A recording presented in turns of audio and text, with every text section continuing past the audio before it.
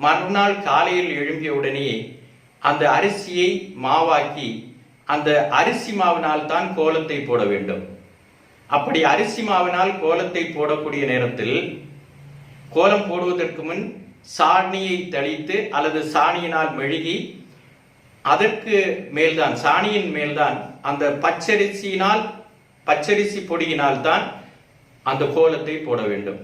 அப்படி அந்த பச்சரிசியினால் கோலத்தை போடும்போது எறும்புகள், புழு பூச்சிகள் இந்த பச்சரிசி மாவை சாப்பிட்டு தங்களுடைய வயரை நிரப்பிக் கொள்ளும். ஒவ்வொரு நாளும் ஒவ்வொரு மனிதனும் தாங்களாகவே அறிந்தோ அறியாமலோ ஏதேனும் ஒரு உயிருக்கு அன்னதானம் செய்ய வேண்டும் என்பது ஒரு நிர்பந்தமாக அந்த காலத்தில் இருந்த மக்கள் வைத்திருந்தார்கள். ஆனால் இன்றைக்கு இருக்கக்கூடிய மக்கள் அதை மறந்து விட்டார்கள்.